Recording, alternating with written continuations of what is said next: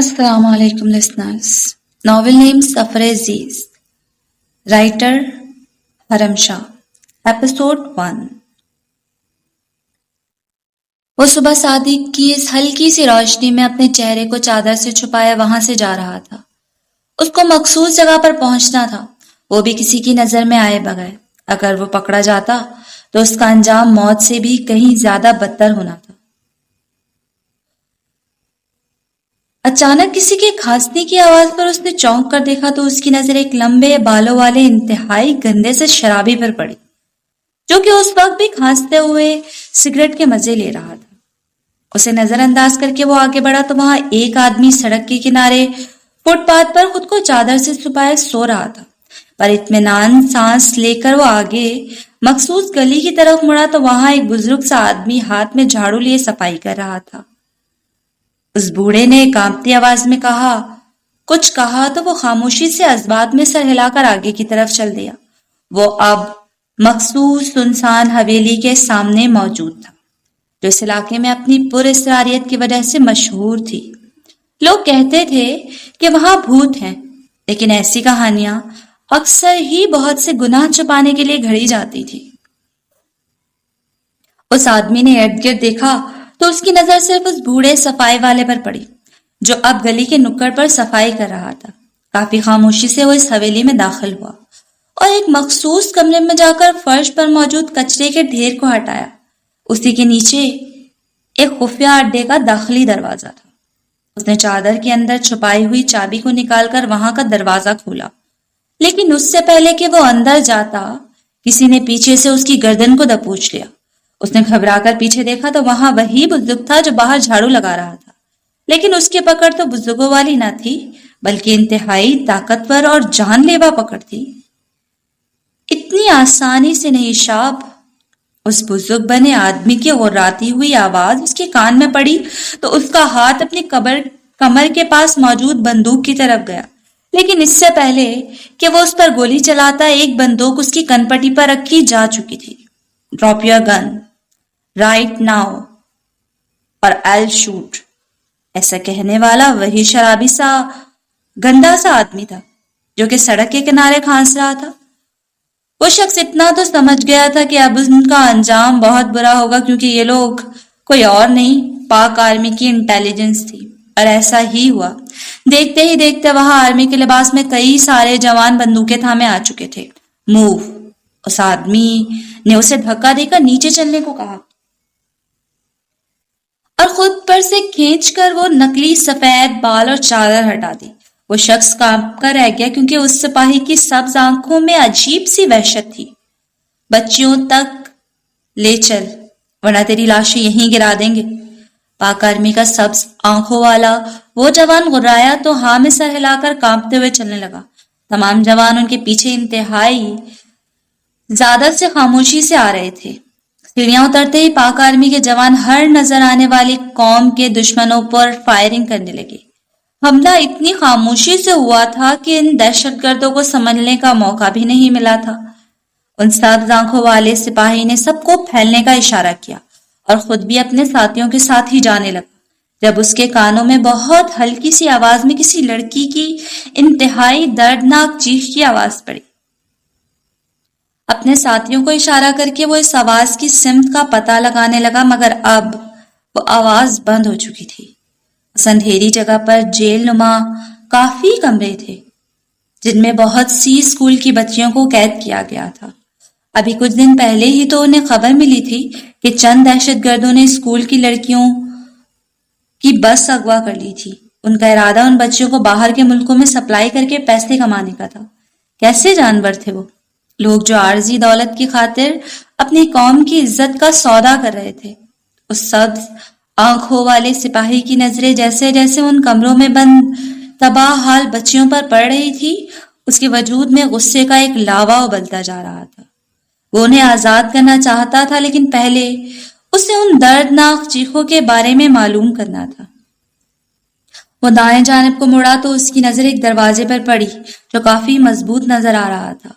वो उस दरवाजे की तरफ बढ़ा तो उसकी तवक्का के बरक्स वो बासानी खुल गया। उस कमरे में अंधेरा था, सिर्फ एक छोटे से दिए से निकलती रोशनी لیکن اس روشنی میں بھی وہ زمین پر پڑا ایک نازک سا وجود دیکھ سکتا تھا۔ کمرے میں کسی کو نہ پا کر وہ اس لڑکی کی طرف بڑھا جو بمشکل 13 سال کی تھی۔ اس سپاہی نے اس کی نبض چیک کی تو زندگی کی وہ ہلکی سی حرکت ساکت تھی۔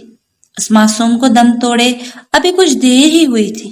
وہ سپاہی مڑا تو اس کی نظر کمرے میں موجود بیڈ پر پڑی، جس کے پائنتے کے ساتھ ایک بچی کو باندھ کر زمین پر پھینکا گیا تھا۔ سبز آنکھوں میں بلا کی وحشت اٹھ رہی تھی۔ وہ قریب ہوا تو اس کی نظر اس لڑکی کے پھٹے ہوئے لباس اور جسم پر موجود زخموں پر پڑی۔ انسانی گوشت جلنے کی بدبو ابھی تک اس کمرے میں موجود تھی۔ وہ لڑکی بھی تقریباً 12 یا 13 سال کی تھی اور اپنی بند ہوتی آنکھوں سے اسے دیکھ رہی تھی۔ اس نے اس کے بندھے ہوئے ہاتھوں کو کھولا اور اپنی آرمی کی جیکٹ کو اتار کر اس کے جسم کی گرد لپیٹا۔ فکر مت کرو، تمہیں کچھ نہیں ہوگا، اب تم محفوظ ہو۔ وہ سبز آنکھوں والا سپاہی یہ نہیں جانتا تھا کہ اس نے اسے یہ دلاسا کیوں دیا تھا، اور نہ ہی وہ یہ جانتا تھا کہ ایسا کر کے وہ ایک معصوم کا مسیحا بن بیٹھا ہے۔ سلمان، کیا کر رہے ہیں آپ؟ چھوڑیں سب اور منہ میٹھا کریں۔ فاطمہ بیگم ہاتھ میں ایک پلیٹ لے کر کمرے میں آئے اور جلدی سے برفی کا ایک ٹکڑا سلمان صاحب کے منہ میں ڈال دیا۔ ارے واہ، آج یہ عنایت کیوں ہو رہی ہے؟ سلمان صاحب نے شرارت سے مسکراتے ہوئے پوچھا تو فاطمہ بیگم کے چہرے کی خوشی میں اضافہ ہو گیا، کیونکہ خوشی ہی اتنی بڑی ہے۔ مبارک ہو آپ کو، ماشاءاللہ سے آپ نانا بننے والے ہیں۔ آپ؟ فاطمہ بیگم کی بات پر سلمان صاحب بھی مسکرا دیے۔ ماشاءاللہ، اور یہ خوشی ضرور ہمنا کے ہاں سے آئی ہوگی۔ ارے، آپ کو کیسے پتا؟ سلمان صاحب کی بات پر فاطمہ بیگم حیران ہوئی، کیونکہ شایان کو تو جانان میں ابھی بھی بچپنا ہی نظر آتا ہے۔ اب جانان کا بچپنا کم ہوگا تو ہی اپنے بچوں کے بارے میں کچھ سوچے گا۔ سلمان صاحب کی بات پر فاطمہ بیگم ہنسنے لگی۔ اچھا، زری کو یہ بات نہیں پتا، میں ذرا اسے بھی بتا کر آتی ہوں۔ فاطمہ بیگم اتنا کہہ کر باہر چلی گئیں تو سلمان صاحب مسکراتے ہوئے دوبارہ سے اپنی کتاب پڑھنے لگے۔ ان کی زندگی میں سکون تھا۔ 3 بیٹیوں میں سے 2 کی تو شادی ہو چکی تھی، جو اب اپنے گھروں میں بے انتہا خوش تھیں۔ بڑی بیٹی ہمنا کا شوہر عثمان سیاست دان تھا اور ہمنا کو اپنی زندگی سے بھی زیادہ چاہتا تھا، جبکہ ہمنا سے چھوٹی بیٹی جانان کا شوہر شایان شاہ آرمی میں میجر تھا۔ سلمان صاحب کو پریشانی تھی تو صرف اپنی سب سے چھوٹی بیٹی زرش کی، جو بول بھی نہیں سکتی تھی۔ ایسا نہیں تھا کہ وہ بچپن سے ہی ایسی تھی، بس کچھ حادثے انسان کی شخصیت پر بہت گہرا اثر چھوڑتے ہیں، اور ان کی زرش کے ساتھ بھی ایسا ہی ہوا تھا۔ ڈاکٹر بتاتے تھے کہ زرش کے گلے میں ایسا کوئی مسئلہ نہیں جس کے باعث وہ بول نہ پائے۔ مسئلہ اس کے خوف اور ہراس کا تھا، جس کے زیر اثر وہ بول نہیں سکتی تھی۔ زرش بہت کوشش بھی کرتی، لیکن اس کا دماغ ہی اسے بولنے کی اجازت نہیں دیتا تھا۔ بہت جگہوں سے علاج کے باوجود زرش کو ہلکا سا بھی فرق نہیں پڑا تھا۔ اچانک فون کی آواز پر سلمان صاحب خیالوں کی دنیا سے باہر آئے۔ کیسے ہو سلمان؟ سلمان صاحب کے فون اٹھاتے ہی ایک آدمی کی آواز انہیں سنائی دی تھی۔ کون؟ سلمان صاحب حیران ہوئے۔ واہ، مجھے پتا تھا کہ بھول جاؤ گے، لیکن اپنا وعدہ تو یاد ہے نا، کیونکہ اگر نہیں یاد تو اس کا نقصان تمہیں معلوم ہے۔ سلمان صاحب کو اچانک سے 6 سال پہلے کا واقعہ یاد آ گیا۔ آربی؟ سلمان صاحب کے ہاتھ کانپنے لگے۔ چلو، یاد تو آ گیا نا، آ رہا ہوں میں۔ سلمان بہت جلد اپنی امانت لینے۔ 18 کی ہو چکی ہے نا اب مزید صبر نہیں ہوتا۔ نکاح کی تیاری کرو تم، اپنا کیا وعدہ پورا کرنے کا وقت آ چکا ہے۔ وہ اتنا کہہ کر فون بند کر چکا تھا، لیکن سلمان صاحب کی روح تک کو جھنجھوڑ گیا۔ اگر وہ پہلے کی طرح خود غرض ہوتے تو شاید انہیں اس بات کی زیادہ پریشانی نہ ہوتی، لیکن حالات نے انہیں مکمل طور پر بدل کر رکھ دیا تھا۔ اب ان کی بیٹیوں میں ان کی جان بستی تھی۔ وہ کسی کی بھی بری نظر ان پر پڑنے نہیں دے سکتے تھے، لیکن ان کی مدد کون کر سکتا تھا؟ وہ شخص بہت زیادہ طاقتور تھا، دہشت گردوں کی کئی تنظیمیں چلا رہا تھا۔ دنیا کے کسی بھی کونے سے وہ زرش کو ڈھونڈ سکتا تھا۔ اگر وہ اسے عثمان کے پاس بھیج دیں تو اس سے ہمنا بھی خطرے میں پڑ سکتی تھی۔ تو پھر کیا وہ شایان سے مدد مانگے؟ ہاں، اس معاملے میں شایان سے بہتر کوئی نہیں ہو سکتا تھا۔ یہ سوچتے ہی انہوں نے اپنا ہاتھ فون کی طرف بڑھایا۔ السلام علیکم۔ شایان کے فون اٹھاتے ہی سلمان صاحب کو اس کی آواز سنائی دی۔ وعلیکم السلام بیٹا، مجھے تمہاری مدد چاہیے۔ نہ چاہتے ہوئے بھی سلمان صاحب کی آواز میں نمی پیدا ہو گئی تھی۔ کیا ہوا انکل؟ خیریت تو ہے نا؟ شایان نے پریشانی سے پوچھا تو سلمان صاحب نے اسے ساری بات بتا دی۔ انکل آپ فکر مت کریں، میں کچھ کرتا ہوں، میں پھر آپ کو کال کر کے بتاؤں گا کہ کیا کریں۔ ٹھیک ہے بیٹا، مگر پلیز تم اس سب کے بارے میں کسی کو بھی مت بتانا۔ میرا خدا جانتا ہے کہ یہ بات تمہارے سوا کوئی نہیں جانتا۔ سلمان صاحب کو شایان کی بات پر کچھ حوصلہ ہوا تھا۔ یہ میرا وعدہ ہے کہ آپ کی مرضی کے بغیر اس بات کا ذکر کسی سے نہیں کروں گا۔ آپ بس فی الحال وہ کریں جو میں آپ سے کہہ رہا ہوں۔ زرش کی حفاظت اب میری ذمہ داری ہے۔ ٹھیک ہے بیٹا، جیسا تم کہو۔ جنان کو میرا پیار دینا۔ سلمان صاحب شایان سے بات کر کے فون بند کر چکے تھے، لیکن اب وہ جانتے تھے کہ انہیں کیا کرنا ہے۔ زرش اپنی ماں کو پیکنگ کرتے دیکھ رہی تھی۔ وہ بہت کم گھر سے نکلتی تھی۔ ہمنا اور جانان کو تو پھر بھی اسکول یا کالج جانے کی آزادی رہی تھی، مگر اس کے تو ٹیچرز بھی گھر ہی پڑھانے آتے تھے۔ سلمان صاحب نے نہ تو اسے کبھی گھر سے باہر جانے دیا تھا اور نہ ہی اسے اس کی کوئی خواہش تھی، بلکہ اس کی تو کہیں جانے کے خیال سے ہی جان نکل جاتی تھی۔ لو زری، ہو گئی تمہاری پیکنگ؟ کچھ رہ تو نہیں گیا؟ زرش نے فوراً انکار میں سر ہلایا تو فاطمہ بیگم مسکرا کر اس کے پاس آئی۔ تم نے تو دیکھا بھی نہیں۔ فاطمہ بیگم نے اس کی گال کو تھام کر پیار سے کہا۔ فکر مت کرو بیٹا، ہم کوہاٹ جانان کے گھر ہی تو جا رہے ہیں۔ زریش نے اس بات میں سر ہلایا، لیکن اسے کہیں بھی جانے کا خیال اچھا نہیں لگ رہا تھا۔ تینوں بیٹیوں میں سے وہ فاطمہ بیگم کے سب سے زیادہ قریب رہی تھی۔ جانان اور ہمنا زیادہ تر وقت ایک ساتھ رہتی تھی اور زریش فاطمہ کا سایہ بنی رہتی تھی۔ اچھا پھر اب آپ اپنے کپڑے چینج کرو، پھر نکلنا ہے، ہمیں دیر ہو رہی ہے۔ فاطمہ بیگم اسے حکم دے کر چلی گئیں تو زریش آئینے کے سامنے آ کر اپنے لباس کو دیکھنے لگی، جسے بدلنے کا کوئی جواز ہی نہیں تھا۔ اس نے ہمیشہ کی طرح آئینے کے سامنے کھڑے ہو کر اپنے خاموش لبوں کو چھوا اور پھر اپنا ہاتھ کندھے پر لے کر گئی۔ وہ زخم بھی اب تک بھر چکا تھا، لیکن آج بھی اس کی تکلیف زرش کو اندر تک اذیت میں مبتلا کیے ہوئے تھی۔ کچی عمر کا وہ واقعہ اس کے لیے آج بھی بھلانا ناممکن تھا۔ اسے نہ تکلیف اور کرب سے اپنی آنکھیں بند کی۔ فکر مت کرو، تمہیں اب کچھ نہیں ہوگا، اب تم محفوظ ہو۔ اپنے مسیحا کی مہربان آواز اور سبز آنکھیں اس کے ذہن میں گردش کرنے لگی اور ہمیشہ کی طرح اس کو سکون اور اطمینان بخش گئی۔ لیکن پھر اس کی آنکھیں اپنی حالت پر نم ہو گئی۔ وہ بھی جانان اور ہمنا کی طرح عام زندگی گزارنا چاہتی تھی، بولنا چاہتی تھی، کسی شہزادے کے ساتھ خوش رہنا چاہتی تھی، مگر وہ تو کسی کے بھی قابل نہیں تھی، اور یہ بات وہ 12 سال کی عمر سے جانتی تھی۔ زرش، چلو بیٹا۔ فاطمہ بیگم کی آواز پر زرش کا دھیان آئینے سے ہٹا۔ اپنے آنسوؤں کو غصے اور بے دردی سے صاف کر کے وہ دروازے کی طرف بڑھ گئی۔ وجدان کو نیند نہیں آ رہی تھی، اس لیے وہ رات کے 1 بجے اپنے گھر کے نچلے پورشن میں موجود جم میں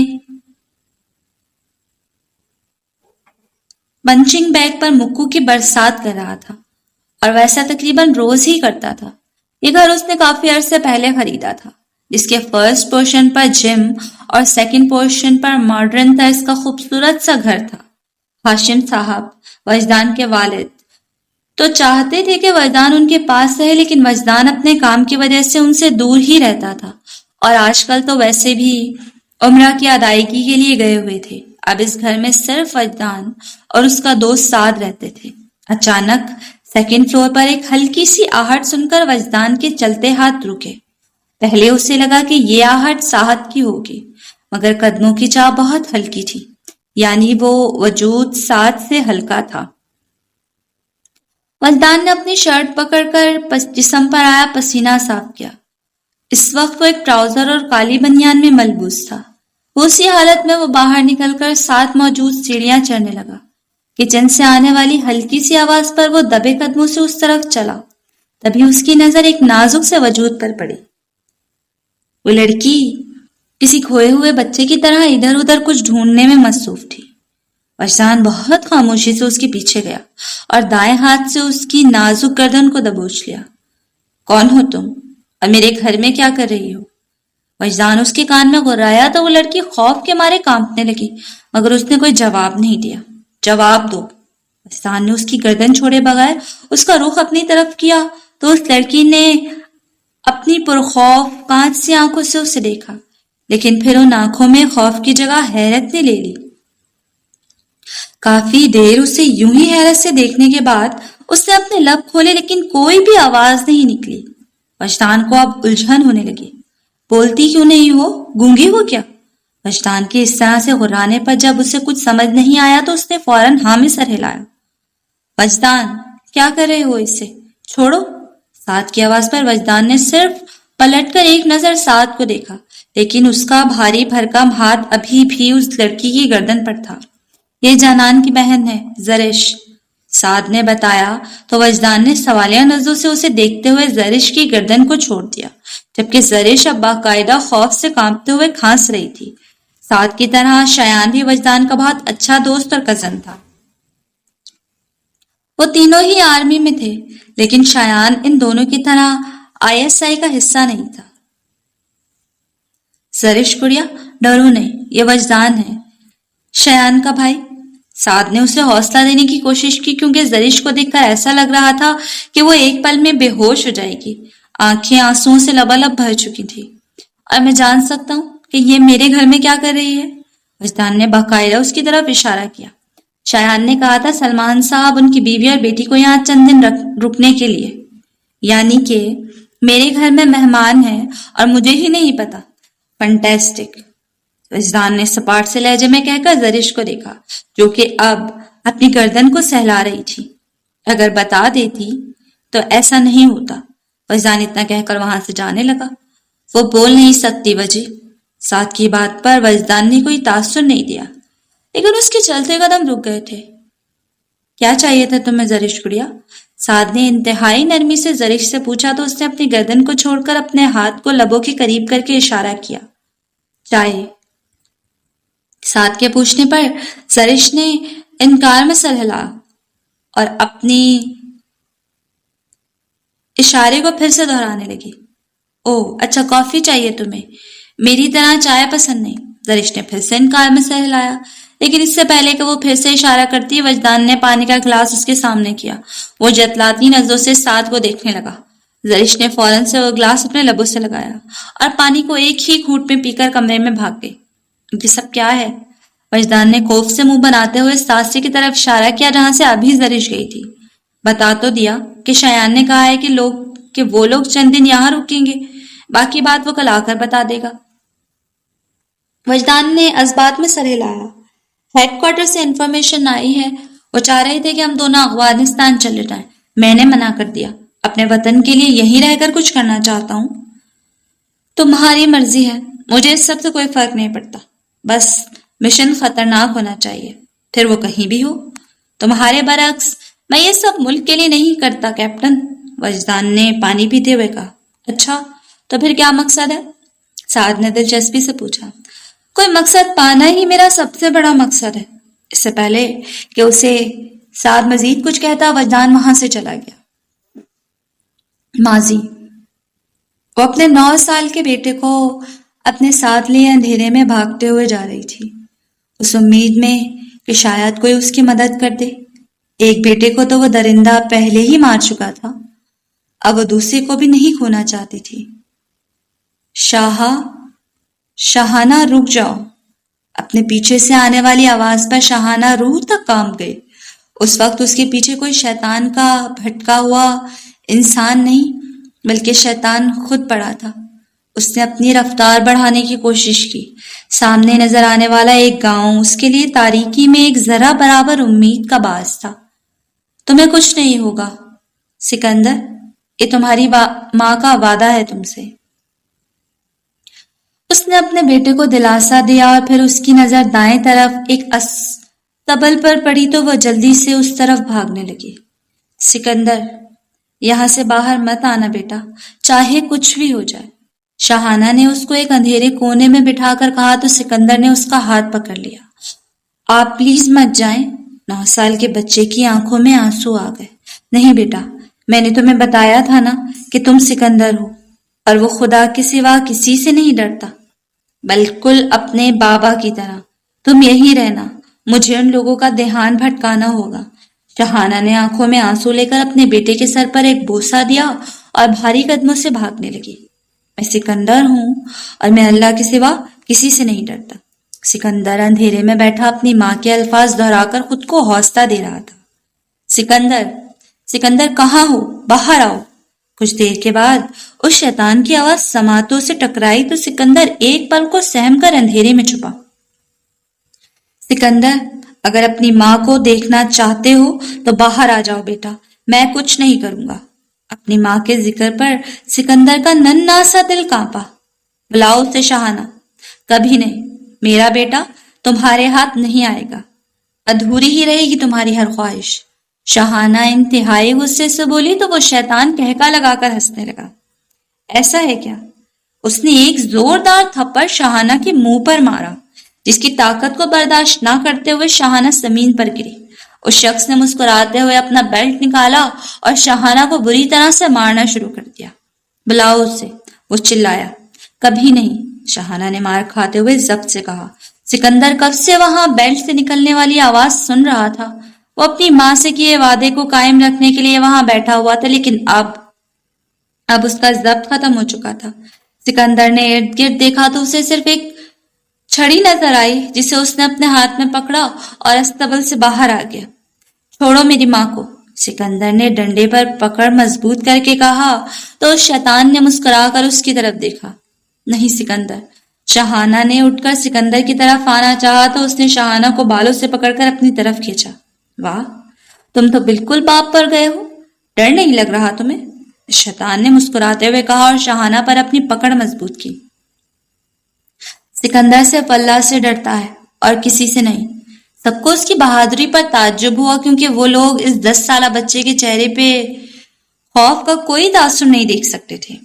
لاؤ اسے میرے پاس۔ شیطان کے حکم دیتے ہی اس کا ایک آدمی سکندر کی طرف بڑھا، لیکن اس کے قریب آتے ہی سکندر نے اسے ڈنڈے سے مارنا شروع کر دیا۔ دوسرے آدمی نے سکندر کو پیچھے سے پکڑ کر ڈنڈا اس کے ہاتھ سے دور کیا، مگر پھر بھی سکندر نے اس کے ہاتھ کو اپنے ناخنوں اور دانتوں سے نوچنا شروع کر دیا، جبکہ یہ منظر کوئی بہت دلچسپی سے دیکھ رہا تھا۔ تم تو کمال ہو سکندر، تمہیں مار کر سچ میں مجھے افسوس ہوگا۔ وہ شخص شیطانی سے مسکرا رہا تھا۔ نہیں، شاہانہ نے غصے اور کرب سے کہا، دیکھ لینا میری جان، ایسا ہی ہوگا اور تمہاری آنکھوں کے سامنے ہوگا۔ اس نے شاہانہ کے گال کو چاٹا تو وہ اس سے دور ہونے کی کوشش کرنے لگی۔ چلو اب، جو چاہا تھا وہ مجھے مل چکا ہے، اس شیطان نے اپنے آدمیوں سے کہا اور خود شاہانہ کو اپنے ساتھ کھینچتے ہوئے وہاں سے چل پڑا۔ رات کے 12 بجنے والے تھے اور الطاف اپنے کمرے میں بیٹھا دفتر کا کام کرنے میں مصروف تھا۔ تبھی اچانک اس کے پاس پڑا فون بجنے لگا۔ ہیلو؟ تم اپنا ایک بھی کام ٹھیک سے سر انجام نہیں دیتے، اس کی سزا تمہیں ملنا بہت ضروری ہے۔ الطاف کے فون اٹھاتے ہی ایک لڑکی بہت زیادہ روتے ہوئے بولنے لگی۔ اس لڑکی کی آواز تو وہ کہیں بھی پہچان سکتا تھا، یہ اس کی اکلوتی بیٹی کی آواز تھی۔ حوریہ، کیا ہوا ہے؟ آپ ایسے کیوں رو رہی ہو؟ اور یہ کیا بات کر رہی ہو آپ؟ وہ بہت زیادہ پریشان ہوا۔ تم جیسا کیڑا زندہ نہیں رہنا چاہیے، ورنہ سب کو نگل جائے گا، تمہیں مرنا ہوگا۔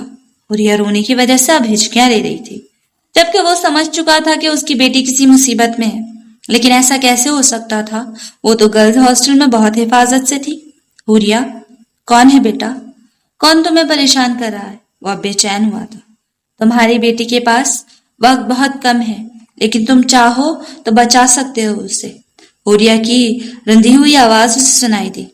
تم میری بیٹی نہیں ہو سکتے۔ کون ہو تم؟ بتاؤ مجھے۔ الطاف فون میں چلایا، میں تمہاری بیٹی نہیں ہوں، میں تو صرف لکھ رہا ہوں، اور تمہاری کمینی بیٹی اب پڑھ رہی ہے۔ چھوڑ دو میری معصوم بچی کو، اس نے کچھ نہیں کیا، کون ہو تم؟ کی بار وہ بھی روتے ہوئے بولا۔ اپنی بندوق سے ایک سوراخ اپنے دماغ میں کر دو، یا پھر کل اپنی بیٹی کا چھنی ہوا وجود اس کے کالج سے لے جانا۔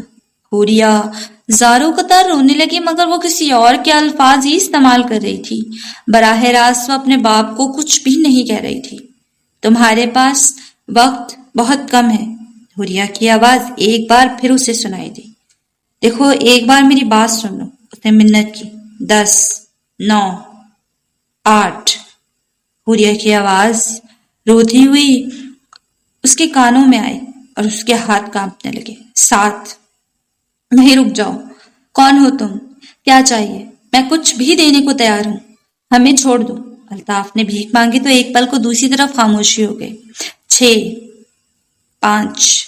نہیں پلیز نہیں۔ وہ زمین پر بیٹھے رو رہا تھا، مگر اس کا ہاتھ بندوق تک جا چکا تھا۔ اسے اس کی بیٹی اپنی جان سے بھی زیادہ عزیز تھی۔ 4، 3۔ کون ہو تم؟ آخر کون ہو تم؟ وہ بندوق اپنی کنپٹی پر رکھ کر چلایا۔ 2، 1۔ تھا۔ حوریہ کا لفظ پورا ہونے سے پہلے ہی وہ اپنے دماغ میں گولی مار چکا تھا، جبکہ گولی کی آواز کے بعد اب فون میں سے صرف حوریہ کی چیخیں اور رونے کی آواز آ رہی تھی۔ سکندر؟ اس کی زمین پر گرے موبائل فون میں سے حوریہ کی آواز آئی اور پھر اس کے بعد وہ فون بند ہو گیا۔ زرش روتے ہوئے اپنے کمرے میں واپس آئی تو اس نے کبھی زندگی میں بھی نہیں سوچا تھا کہ اس کا سامنا کبھی اس شخص سے ہوگا، وہ جو اسے خوابوں میں دیکھ کر سکون محسوس کرتی تھی۔ اس سبز آنکھوں والے مسیحا کا صرف خیال ہی اس کا تمام خوف بھلانے کے لیے کافی ہوتا تھا، اور آج تو وہ اس کے سامنے تھا، لیکن اس نے تو زرش کو نہیں پہچانا تھا۔ زرش کو اس کی آنکھوں میں وہ اجنبیت بہت زیادہ تکلیف دے گئی، مگر وہ بھی کیوں یاد کرتا اسے؟ وہ کیا تھی؟ بس ایک مظلوم لڑکی ہی نا، جسے اس نے ایک شیطان کے چنگل سے نکالا تھا۔ زرش میں تو ایسا کچھ تھا بھی نہیں، الٹا وہ تو دھبا تھی۔ ایک پھر کیوں کر وہ اسے یاد رکھتا؟ زرش بیڈ پر بیٹھ کر بے آواز رونے لگی۔ وہ اتنا کیوں رو رہی تھی؟ یہ تو وہ بھی نہیں جانتی تھی۔ ایسا کوئی تعلق تو نہ تھا اس شخص سے کہ اس کا بھول جانا اتنی تکلیف دے گیا تھا۔ زرش بیٹا، وہاں کیوں بیٹھی ہو؟ فاطمہ بیگم کی آواز پر زرش نے جلدی سے اپنے آنسو پوچھ لیے۔ فاطمہ بیگم نے لائٹ آن کی۔ کیا ہوا میری جان؟ سب ٹھیک ہے نا؟ فاطمہ بیگم اس کی طرف اس کی صرف آنکھوں کو دیکھ کر پریشان ہو گئی۔ زرش نے ہلکا سا مسکرا کر ہاں میں سر ہلایا۔ تو پھر وہاں کیوں بیٹھی ہو؟ میں پانی پینے گئی تھی۔ زرش نے اشارہ کیا تو فاطمہ بیگم مسکرا دی۔ اچھا چلو آؤ، سو جاؤ۔ فاطمہ بیگم نے اسے پیار سے بلایا تو زرش ان کے پاس جا کر لیٹ گئی۔ فاطمہ بیگم نے مسکرا کر اس کے ماتھے کو چوما تو زرش آنکھیں موند گئی، لیکن دماغ پر ابھی بھی وہ سبز آنکھیں ہی سوار تھیں، اور ایسا تو 6 سال سے تھا، کیونکہ انہیں یاد کیے بغیر زرش کو کبھی بھی نیند نہیں آئی تھی۔ وجدان کی آنکھ اپنے گھر میں ہونے والے شور و غل سے کھلی، اور اس سب سے اب اسے چڑ ہو رہی تھی، کیونکہ اسے اکیلے رہنا بہت زیادہ عزیز تھا، اور اب اسے اپنا گھر چڑیا گھر لگ رہا تھا۔ وہ اکتا کر نیچے آیا تو اس کی نظر کھلکھلا کر ہنستی ہوئی جانان پر پڑی، جو کہ زرش کو گلے لگا کر بولتی ہی جا رہی تھی۔ زری، تمہیں پتہ ہے میں نے تمہیں کتنا یاد کیا؟ مجھے تو یقین ہی نہیں آ رہا تھا کہ میں اتنی اچانک آپ لوگوں سے ملنے آ رہی ہوں۔ جنان نے اب باقاعدہ زرش کا گال چوما، جبکہ پاس کھڑا شایان انتہائی محبت سے مسکراتے ہوئے جنان کو دیکھ رہا تھا۔ وجدان نے وہاں سے جانا ہی بہتر سمجھا۔ السلام علیکم وجدان بھائی، کیسے ہیں آپ؟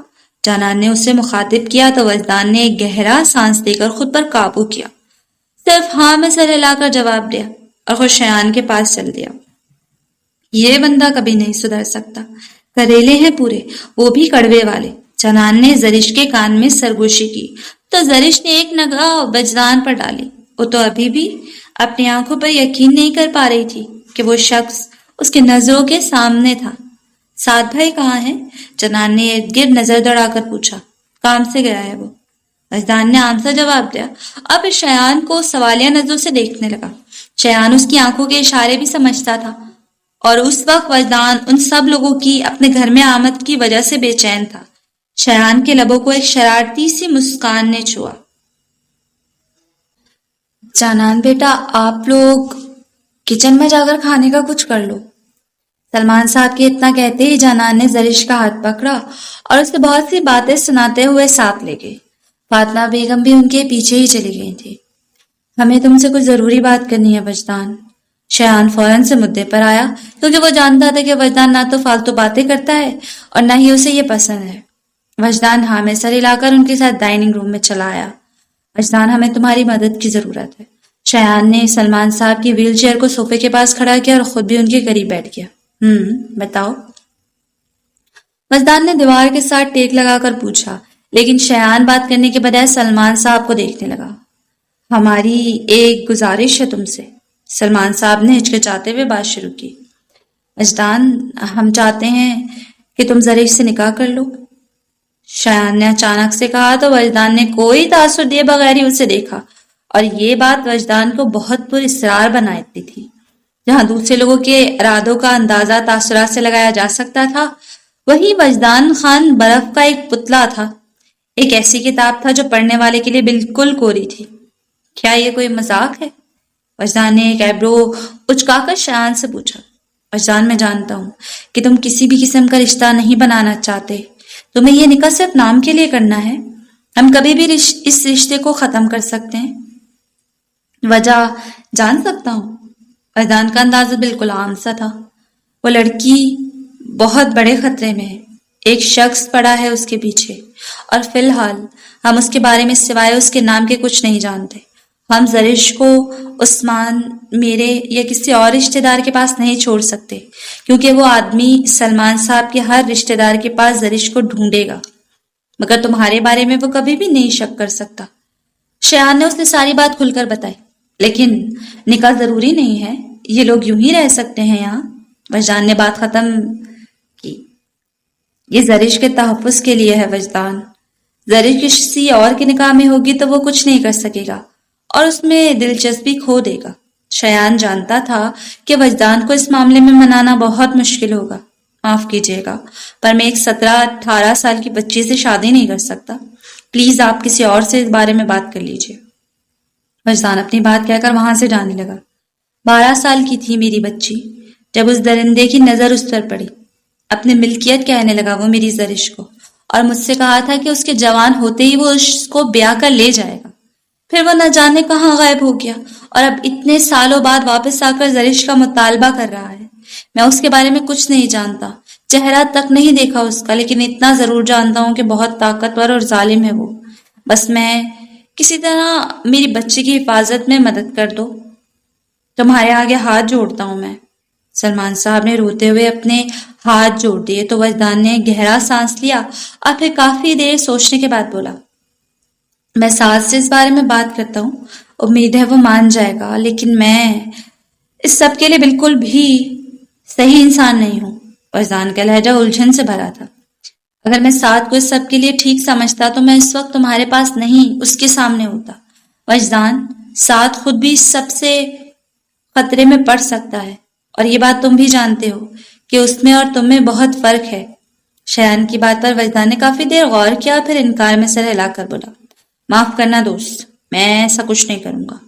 وجدان، میری خاطر یار، میری دوستی کی خاطر پلیز۔ شایان کے لہجے میں یہ بے بسی وجدان کو بالکل بھی پسند نہیں آئی تھی۔ وجدان نے غصے سے اپنے دانت پیسے۔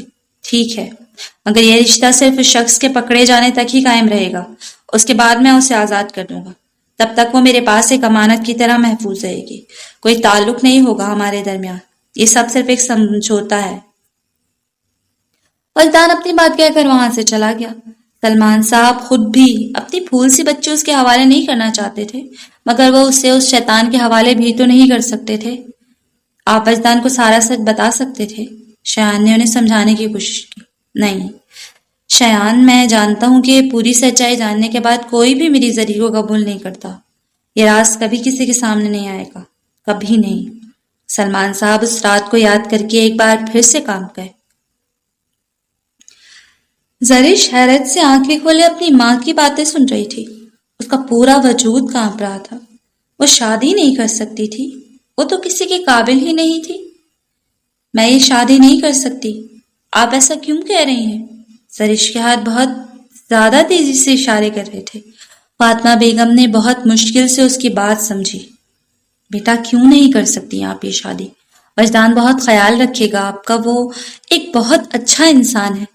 فاطمہ بیگم نے پیار سے کہا، لیکن زرش انکار میں صلح لا رہی تھی. پر میں اچھی نہیں ہوں. میرے سے کوئی شادی نہیں کرنا چاہے گا. میں بری ہوں. زرش کے اشاروں اور اس کی آنکھوں میں آنسو دیکھ کر فاطمہ بیگم نے اسے اپنے سینے سے لگا لیا.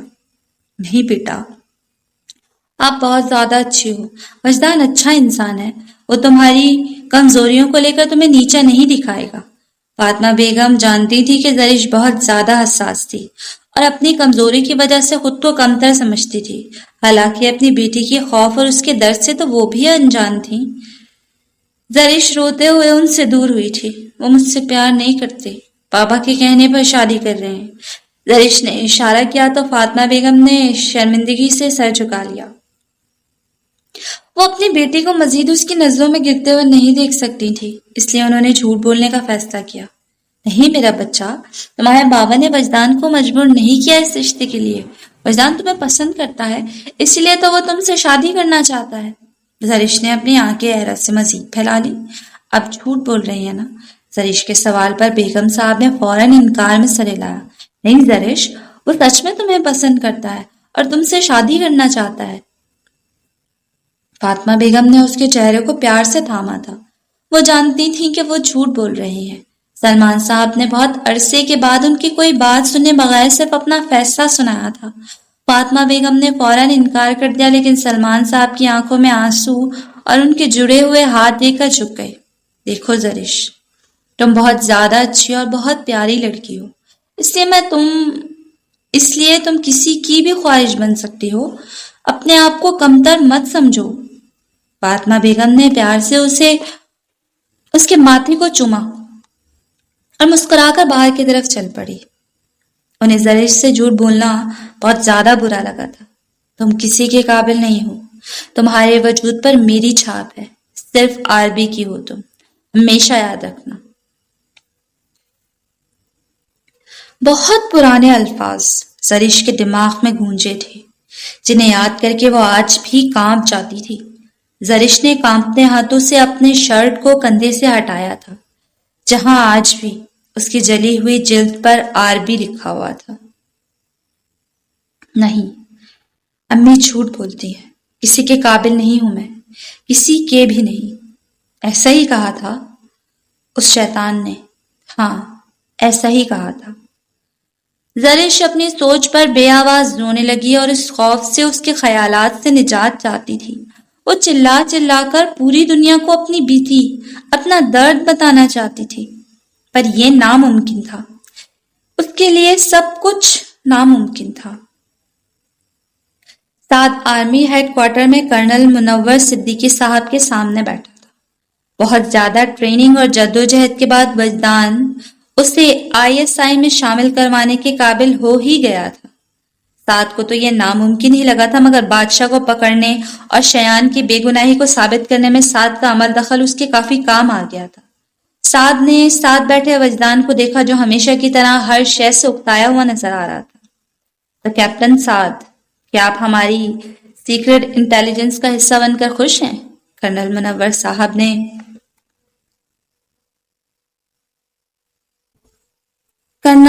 صاحب نے پروفیشنل انداز میں پوچھا. یس سر، سعد نے کافی پرجوشی سے جواب دیا. کیپٹن سعد، میرا ارادہ تو آپ کو پہلے مشن پر افغانستان بھیجنے کا تھا، لیکن آپ کی خواہش ملک میں ہی رہنے کی تھی. کرنل صاحب کی بات پر سعد ہلکا سے مسکرایا. سر، بہت سے غدار، دشمن، دہشت گرد تو ہمارے اپنے ملک میں چھپے بیٹھے ہیں، اس لیے میں چاہتا ہوں کہ یہی رہ کر اپنے ملک کو ان سانپوں سے بچاؤں. سعد کا محب الوطنی کا جذبہ اس کے ہر انداز سے چھلک رہا تھا. وہ ان نوجوانوں میں سے تھا جو ملک کے تحفظ کی خاطر مرنے کو تیار بیٹھے تھے. کرنل منور صاحب نے سعد کی بات پر اسے مسکرا کر دیکھا. ویری گڈ کیپٹن سعد، ہمارے جوانوں کا یہی جذبہ ہے جس کی وجہ سے ہمارا یہ پاک وطن قائم و دائم تھا اور ہمیشہ رہے گا۔ انشاءاللہ سر، سعد نے پرجوشی سے کہا۔ کرنل صاحب نے اپنا رخ وجدان کی طرف کیا جو سعد کے برعکس ٹانگ پر ٹانگ رکھ کر بیٹھا کھڑکی سے باہر دیکھنے میں مصروف تھا۔ ایک نئی مصیبت نے جنم لیا ہے وجدان۔ کوئی ہے جو 1 سال میں 15 لوگوں کی جان لے چکا ہے، مگر ابھی تک ہم اس کے بارے میں کچھ بھی نہیں جان پائے۔ پہلے یہ کیس پولیس کے پاس تھا، پھر CIA، پھر IB کے پاس گیا، لیکن مکمل طور پر ناکامی کے بعد اب یہ کیس ISI کے پاس آیا ہے اور اس شخص کو ایک دہشت گرد قرار دے دیا گیا ہے۔ وجدان کی آنکھوں میں چمک آئی۔ سعد بھی کافی توجہ سے ان کی بات سن رہا تھا۔ اس شخص نے ہر ایک کی جان لینے میں اپنے آپ کو کبھی سامنے ہی نہیں کیا، بلکہ کسی نہ کسی طرح سے انہیں خودکشی پر مجبور کر دیا۔ زیادہ تر لوگ حکومت کے کافی خاص آدمی تھے اور کچھ تو بزنس مین تھے، اسی وجہ سے بہت زیادہ تہلکہ مچ گیا ہے۔ اس شخص کو پکڑنا بہت ضروری ہو گیا ہے۔ وجدان نے اس بات میں سر ہلایا۔ کرنل صاحب نے ایک فائل وجدان کی طرف بڑھائی تو وجدان نے اسے پڑھ کر کھولا۔ سامنے ہی کسی مشہور وکیل الطاف احمد کے قتل کی ساری ڈیٹیلز تھیں۔ یہ الطاف صاحب کا کیس ہی دیکھ لو۔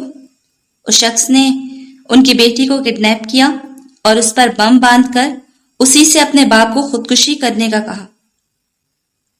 معاملے کی پیچیدگی کو سمجھ کر وجدان کی آنکھوں میں چمک بڑھتی جا رہی تھی۔ یہ کام دلچسپ ہونے والا تھا۔ اس لڑکی نے کچھ بتایا نہیں اس شخص کے بارے میں؟ وجدان کے سوال پر کرنل صاحب نے ایک ٹھنڈی آہ بھری تھی۔ وہ لڑکی ہوش میں آئی تو وہ ایک کرسی سے بندھی ہوئی تھی اور اس کے سامنے میز پر ایک ٹیب موجود تھا جس میں لکھے گئے الفاظ کے ذریعے اس شخص نے بچے کو دھمکایا اور الطاف صاحب کے خودکشی کرنے کے بعد کسی نے اسے انجیکشن لگا کر بے ہوش کر دیا۔ پھر اس کی آنکھ واپس اپنے ہاسٹل میں کھلی تھی۔ وجدان نے اس بات میں سر ہلایا۔ ہم اس شخص کے بارے میں کیا جانتے ہیں؟ اب کے بعد سوال سعد کی طرف سے آیا تھا۔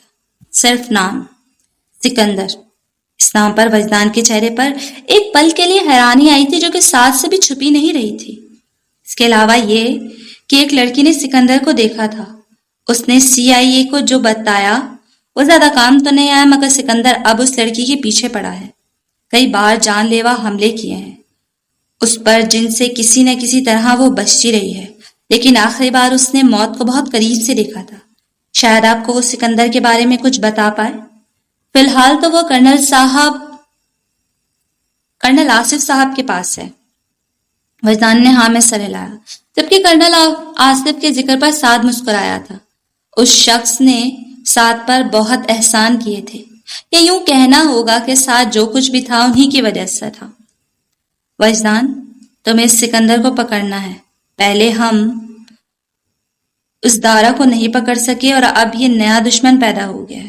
پتہ لگاؤ اس کا وجدان، اور اس مشن میں کیپٹن سعد تمہیں اسسٹ کریں گے۔ وجدان نے ہاں میں سر ہلایا اور سعد بھی اس فیصلے سے متفق تھا۔ کچھ جوان بھی تمہارے ساتھ اس مشن میں ہیں۔ مجھے ان کی ضرورت نہیں ہے، اپنا کام اکیلے کرنا زیادہ پسند ہے۔ سعد کا ساتھ کافی ہے میرے لیے، بس 4 مہینے کا وقت دے دیں مجھے۔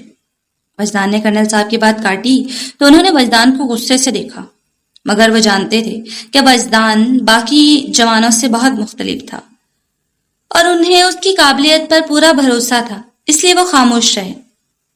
ٹھیک ہے وجدان، 4 مہینے کا وقت ہے، اگر تم یہ نہیں کر پائے تو مشن کسی اور کو دے دیا جائے گا۔ وجدان نے ہاں میں سر ہلایا اور خاموشی سے باہر کی طرف چل دیا۔ سعد نے بھی اٹھ کر کرنل صاحب کو سیلوٹ کیا۔ زندگی میں یہ ایک مقصد حاصل کر کے وجدان کافی خوش تھا۔ ماضی۔ الفاظ درانی ایک انتہائی زیادہ اچھے اور فرشتہ صفت انسان تھے۔ لوگ کہتے تھے کہ خدا نے انہیں زمین پر لوگوں کی مدد کے لیے بھیجا ہے۔ وہ انسان کے روپ میں خدا کا بھیجا ہوا ایک فرشتہ ہے، اپنی خاندانی جائیداد کے اکلوتے وارث، اور بہت بڑی کنسٹرکشن کمپنی کے اونر ہونے کی وجہ سے پاکستان کے امیر ترین لوگوں میں سے تھے۔ لیکن اس امیر ترین انسان نے ہمیشہ اپنا سارا پیسہ غریبوں پر لٹایا تھا، مگر جب آپ اللہ کی راہ میں کچھ دیتے ہیں تو وہ 4 گنا زیادہ ہو کر آپ کو ملتا ہے۔ یہی معاملہ الفاظ درانی کے ساتھ بھی ہوتا تھا۔ ضرورت مندوں پر پیسہ پانی کی طرح بہانے کے باوجود کم ہونے کی بجائے کئی گنا بڑھتا ہی تھا۔ لیکن کمی تو اس انسان کو بھی تھی. خدا نے سب دیا تھا، بے شمار دولت، بے تحاشا عزت اور جان سے بھی زیادہ پیار کرنے والی بیوی. بس ان کی کوئی اولاد نہیں تھی. شادی کو 7 سال ہو چکے تھے لیکن اولاد کی نعمت ان کو نہیں مل رہی تھی، اور اس کے لیے الفاظ اور شاہانہ گڑ گڑا کر خدا کی بارگاہ میں بھیک مانگتے تھے. شاہانہ نے ایک درگاہ کے بارے میں سنا جہاں پر مانی ہوئی منت ضرور قبول ہوتی ہے. الفاظ صاحب ان سب باتوں پر یقین نہیں رکھتے تھے مگر پھر بھی شاہانہ کی خوشی کے لیے ان کے ساتھ چل دیے. شاہانہ اس درگاہ میں دعا مانگنے گئی تھی لیکن الفاظ صاحب اپنے گارڈز کے ساتھ باہر کھڑے ان کا انتظار کر رہے تھے. اچانک انہیں اپنے پیر کے ساتھ کچھ لپٹتا ہوا محسوس ہوا تو ان کے نیچے دیکھتی ان کی نگاہ ایک سانپ پر پڑی جو ان کے پیر سے لپٹ کر ٹانگ تک آ چکا تھا. انہوں نے اپنا پیر اٹھا کر جھٹکا لیکن وہ سانپ انہی سے لپٹتا رہا تھا. الفاظ تھوڑا گھبرا گئے تھے اور اپنے گارڈز کی طرف مڑنے لگے. تبھی ان کی نظر ننھے سے ہاتھوں پر پڑی جنہیں انہوں نے بہت بہادری سے سانپ کو کھینچ کر ان کے پاؤں سے جدا کیا اور وہاں سے دور پھینک دیا. الفاظ صاحب کی جان حلق میں اٹک گئی تھی. بیٹا آپ ٹھیک ہو؟ اس سانپ نے کاٹا تو نہیں آپ کو؟ الفاظ صاحب نے پریشانی سے اس بچے کو دیکھا جو بمشکل 3-4 سال کا ہوگا. نہیں صاحب میں ٹھیک ہوں، اس بچے نے انتہائی معصومیت سے کہا تو الفاظ نے مسکرا کر اس کا چہرہ چوما اور اسے اپنے سینے سے لگا لیا. ان کے باڈی گارڈ یہ منظر حیرانی سے دیکھ رہے تھے کیونکہ وہ بچہ کافی گندی حالت میں تھا. نام کیا ہے تمہارا؟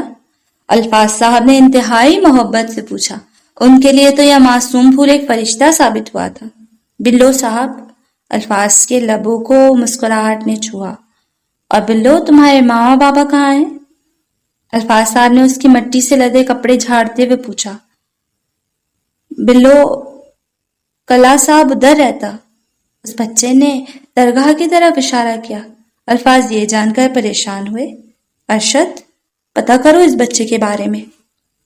ارشد بعد میں سر ہلا کر وہاں سے چلا گیا اور کچھ دیر بعد ایک ملنگ کے ساتھ واپس آیا. کون ہے یہ بچہ؟ الفاظ نے ملنگ سے پوچھا. پتہ نہیں صاحب، کوئی آدمی اس 2-4 دن کے بچے کو درگاہ کی سیڑھیوں پر چھوڑ گیا تھا، تب سے یہیں رہتا ہے. ملنگوں نے پالا تھا. ماں باپ کون ہیں کچھ نہیں پتا. الفاظ نے ملنگ کی بات پر نم آنکھوں سے اس ننھے فرشتے کو دیکھا جو اپنے دھیان اپنی پرانی سی شرٹ سے کھیل رہا تھا. چلیں. الفاظ. شاہانہ کی آواز پر الفاظ نے اپنی نظریں اٹھا کر انہیں دیکھا. شاہانہ،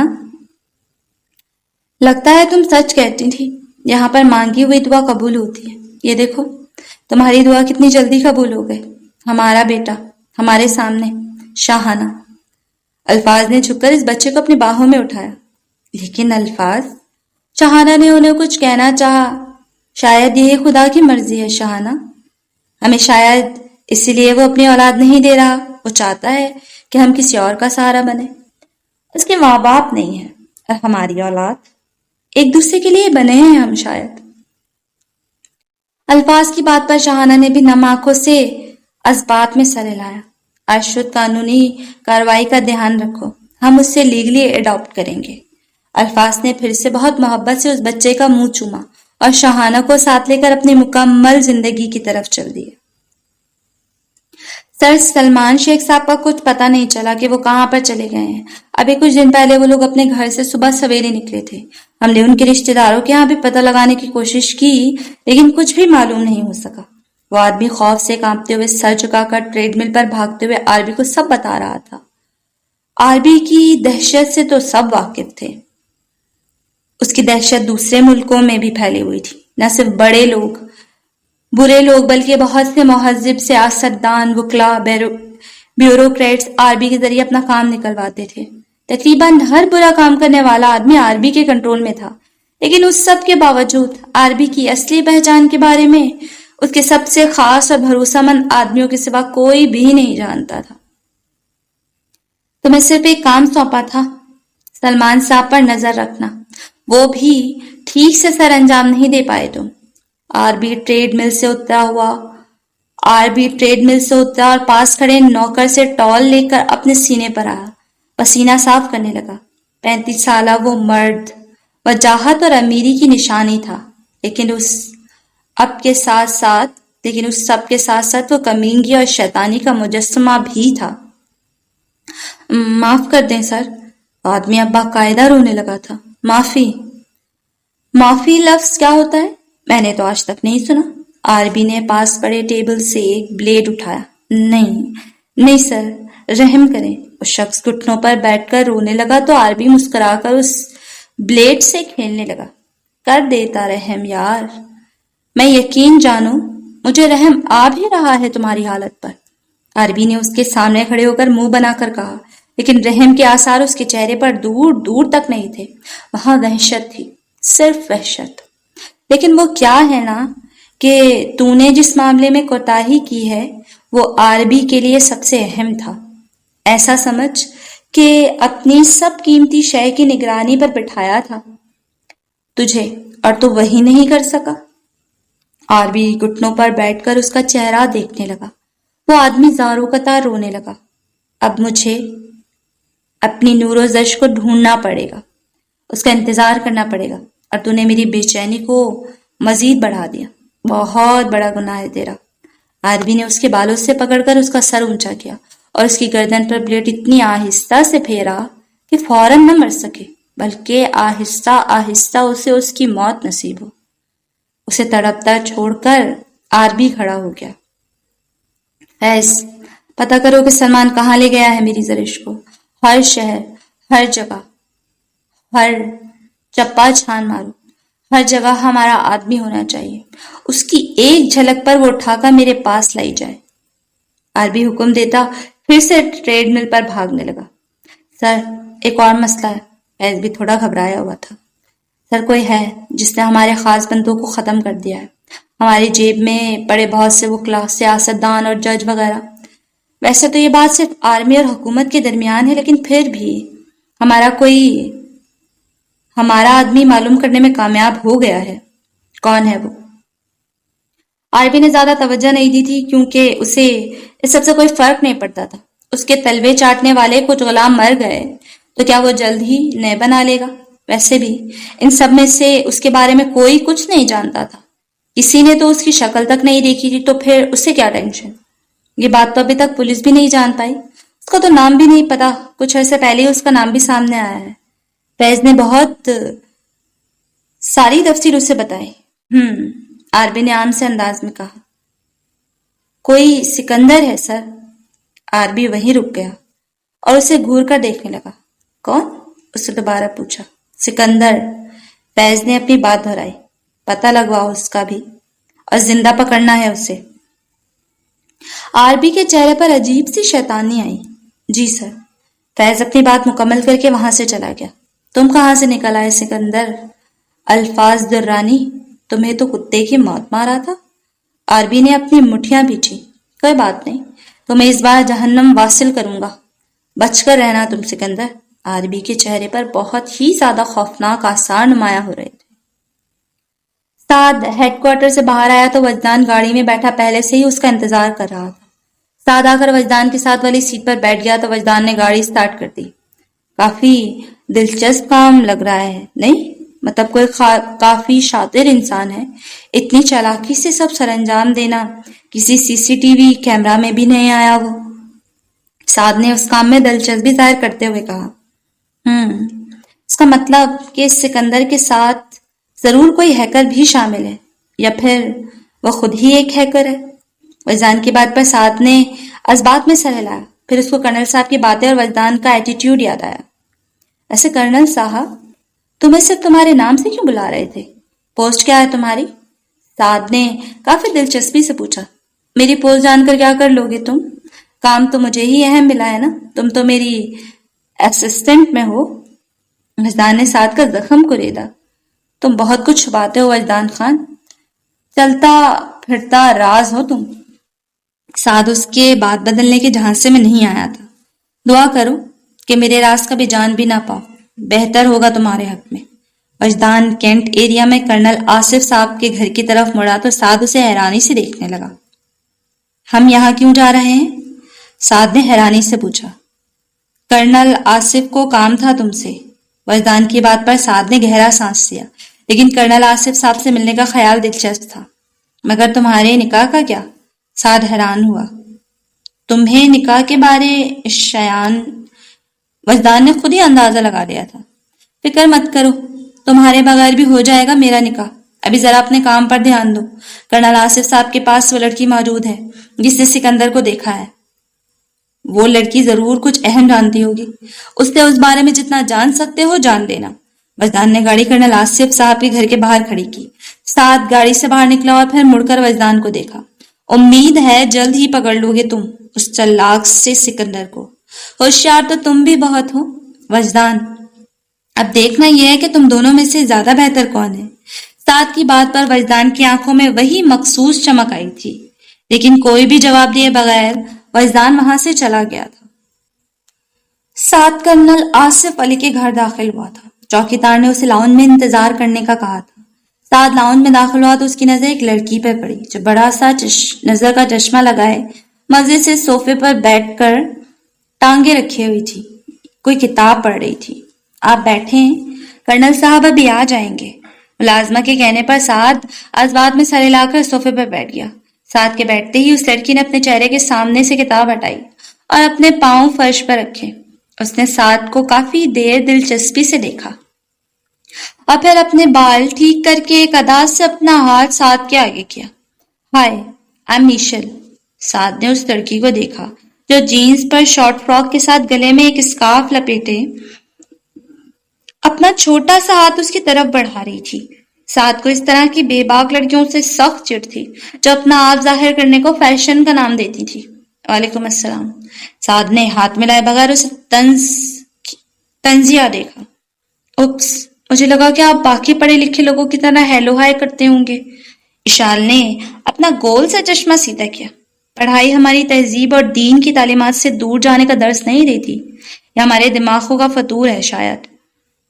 سعد کی بات پر اشل دلچسپی سے اپنی تھوڑی کے نیچے ہاتھ رکھ کر اسے دیکھنے لگی۔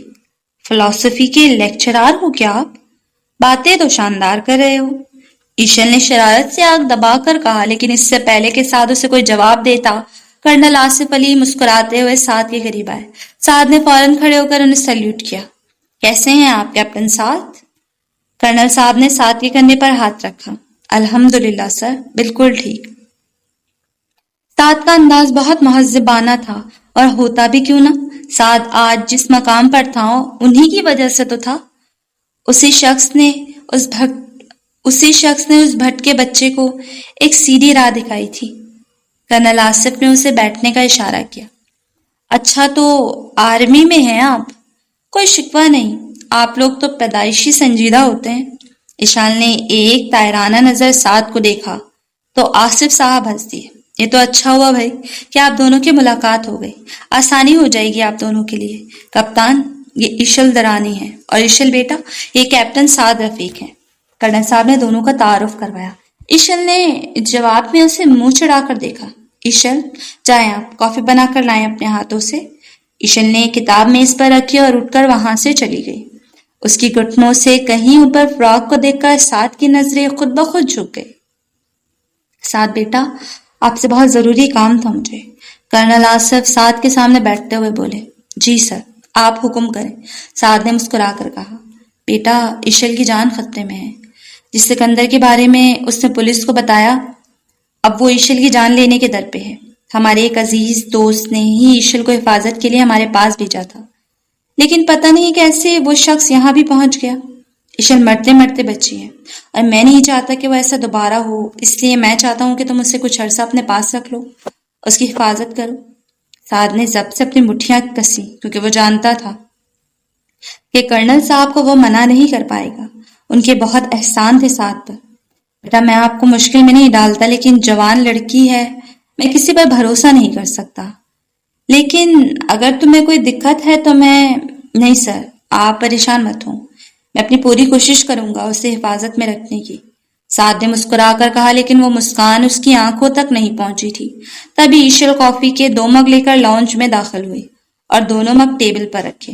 ایشل بیٹا، یہاں آؤ۔ ایشل مسکرا کر کرنل صاحب کے پاس بیٹھ گئی۔ آپ اپنا سامان پیک کر لیں، آپ کو ان کے ساتھ جانا ہے۔ مجھے پورا یقین ہے کہ سعد آپ کی حفاظت کا ذمہ بخوبی سر انجام دیں گے۔ ایشل نے ناک چڑھا کر سعد کو سر سے پیر تک دیکھا۔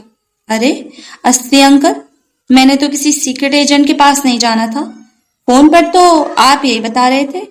ایشل نے کمر پر ہاتھ رکھ کر ساتھ کا باقاعدہ جائزہ لیا تھا، جبکہ اس کی بات پر کرنل آصف حیران رہ گئے تھے۔ تمہیں اس بات کا کیسے پتا؟ ارے آپ اپنی اسٹڈی میں بیٹھ کر اپنے کولیگ سے بات کر رہے تھے نا، تب میں نے سنا۔ اب قصور سراسر آپ کا ہے، بندہ راز کی باتیں آہستہ آہستہ کرتا ہے۔ کرنل صاحب نے گہرا سانس لیا۔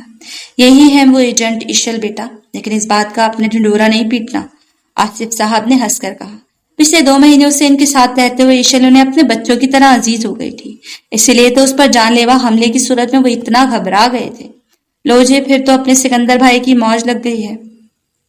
پکا اب ایشل کا جنازہ نکال ہی لے گا وہ بندہ۔ ایشل نے ساتھ پر طنز کسا تھا۔ نہیں ایشل، آپ فکر نہیں کرو، بچہ بہت زیادہ خیال رکھیں گے یہ آپ کا، بالکل محفوظ رہو گے آپ ان کے پاس۔ کرنل صاحب نے مسکرا کر ساتھ کے کندھے پر ہاتھ رکھا۔ چلیں، آپ کہتے ہیں تو مان لیتی ہوں، ورنہ گٹس تو ان میں بالکل بھی نہیں لگتے مجھے۔ ایشل منہ بنا کر کہتی ہوئی اپنا سامان پیک کرنے چلی گئی تھی، جبکہ ساتھ ضبط سے اپنی مٹھیاں کستا رہ گیا تھا۔ وہ نہیں جانتا تھا کہ اس مصیبت کو کب تک جھیلنا پڑے گا۔ کی باتوں پر مت جائے گا کپتان، کافی چلبلی سی ہے اور جلدی ڈر جاتی ہے۔ پتہ نہیں کیسے وہ شخص ساری سیکیورٹی کے باوجود یہاں پر حملہ کرنے میں کامیاب ہو گیا، لیکن مجھے پوری امید ہے کہ آپ ایشل کا بہت زیادہ خیال رکھیں گے۔ اور ویسے بھی کرنل صاحب نے مجھے بتایا ہے کہ اس شخص کا پتہ بھی آپ دونوں ہی لگا رہے ہیں، تو جیسے ہی وہ پکڑا جائے آپ ایشل کو واپس یہاں بھیج دیجیے گا۔ جی سر۔ ساتھ کے ایسا کہنے پر آصف صاحب نے اس کا کندھا تھپ تھپایا اور مسکرا دیے، جبکہ ساتھ تو صرف یہ سوچ رہا تھا کہ نہ جانے کتنا عرصہ اسے اس آفت کو برداشت کرنا پڑے گا۔